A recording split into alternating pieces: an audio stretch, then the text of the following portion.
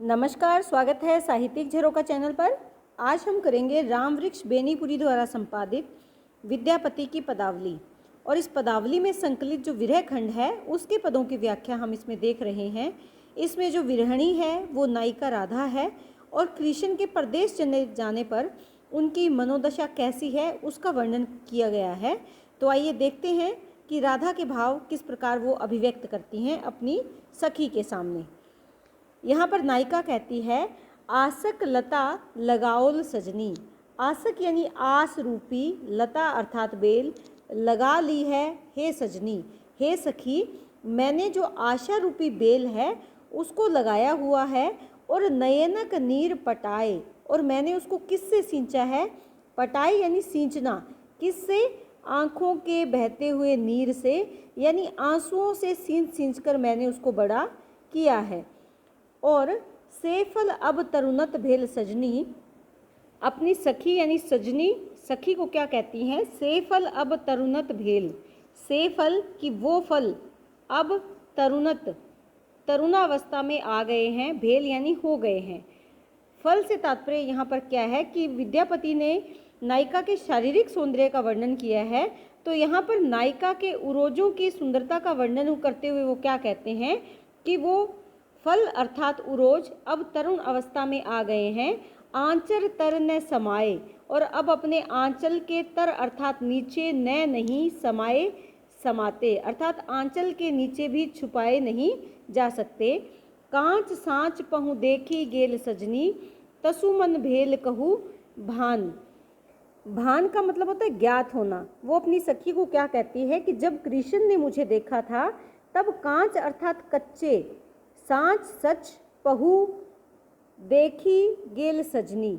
तो यहाँ पर वो क्या कहना चाहती है कि मेरे जो पति या मेरे जो प्रियतम कृष्ण है उन्होंने मुझे जिस अवस्था में देखा था वो कच्ची अवस्था थी, अर्थात मेरा पूर्ण रूप से शारीरिक विकास नहीं हुआ था। तसु मन भेल कछु भान, इसी के कारण उनके मन में कुछ भान नहीं है या उन्हें मेरे बारे में पूरा ज्ञान नहीं है, अर्थात अभी भी उनके मन में मेरे उसी बालिकापन की जो छवि है वो बसी हुई है, परंतु अब मैं तरुण अवस्था में आ गई हूँ। दिन दिन फल तरुणत भेल सजनी, अहू खन न करूँ ज्ञान। दिन दिन, दिन दिन से तात्पर्य क्या है? प्रतिदिन, कि दिनों दिन या दिन प्रतिदिन जो फल अर्थात उसका जो उरोज हैं, तरुणत भेल सजनी, कि वो पुष्ट होते चले गए या मेरा जो शारीरिक विकास है वो होता चला गया। अहू खंड, इसी क्षण, न करूँ ज्ञान, और इसी समय तक भी मेरा ज्ञान उनको नहीं है। ज्ञान का मतलब है स्मरण करना, याद करना या ज्ञान ना होना। न नहीं, करूँ किया, खंड यानी क्षण, कि इस पल भी जब मैं अपनी युवावस्था में आ गई हूँ, इस पल भी उन्हें मेरा कोई स्मरण नहीं है या मेरा स्मरण उन्होंने नहीं किया है।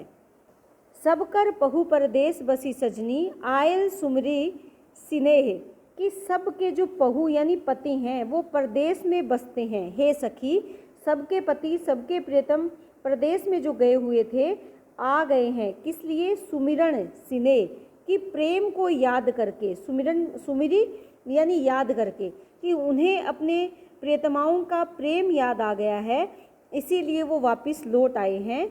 हमर एहन पति निर्दय सजनी, लेकिन हमर यानी मेरा ये जो पति श्री कृष्ण है वो कैसे है? निर्दयी है। नहीं मन बाढ़े ने, इसीलिए उनके मन में मेरे लिए कोई भी स्नेह या प्रेम प्यार नहीं बढ़ा है, नहीं उत्पन्न हुआ है। भनई विद्यापति गाओल सजनी, उचित आवत गुण साहा। यहाँ पर कवि विद्यापति कहते हैं कि हे सजनी, हे सखी, तुम्हारे जो गुणों के स्वामी हैं, गुणसा यानी गुणों के स्वामी हैं, वो अवश्य ही आएंगे। उठी बघाव करूँ मन भरी सजनी, अब आवत घर ना। तो वो क्या कहते हैं? इसीलिए उठी, उठी यानी उठ कर तुम क्या करो? बधाई करो, बधाई के गीत गाओ या तुम बधाई करो। मन भरी सजनी, मन भर के अपने आप को क्या दो? बधाई दो, क्योंकि अब आओत, अब आ जाएंगे तुम्हारे घर पे जो तुम्हारे ना है, नाथ है या स्वामी है, वो अब तुम्हारे घर वापस लौट आएंगे। इसीलिए तुम प्रसन्न हो जाओ और अपने मन को खूब बधाई दो। तो यहाँ पर इस पद में नायिका की विरहावस्था का सुंदर चित्रण किया गया है। इसके साथ साथ क्योंकि विद्यापति के काव्य में अश्लील और अतिशोक्तिपूर्ण वर्णन भी किया गया है नायिका के सौंदर्य का। यहाँ पर अगर अलंकारों की बात करें तो आसक लता लगाओल सजनी, तो आसक लता इसमें कौन सा अलंकार है? रूपक अलंकार है। उसके बाद दिन दिन, दिन दिन में कौन सा अलंकार आएगा? पुनरुक्ति प्रकाश अलंकार आएगा। इसके साथ साथ अगर हम देखें सुमिरे स्नेह नयनक नीर, ये जो पंक्तियाँ यहाँ पर आई है इसमें कौन सा अनुप्रास है? जैसे सुमिरे स्नेह, सुसी नयनक नीर, नय का यहाँ पर बार बार प्रयोग किया गया है, तो यहाँ कौन सा अलंकार है? अनुप्रास अलंकार है। ये ध्यान में रखें कि संपूर्ण पद में संगीतात्मकता है, वियोग श्रृंगार का सुंदर चित्रण है, माधुर्य गुण है, अभिधा लक्षणा शब्द शक्ति का प्रयोग किया गया है, मैथिली भाषा है। तो उम्मीद करती हूँ कि विद्यापति का ये पद आपको बहुत अच्छे से समझ में आया होगा। बहुत बहुत धन्यवाद।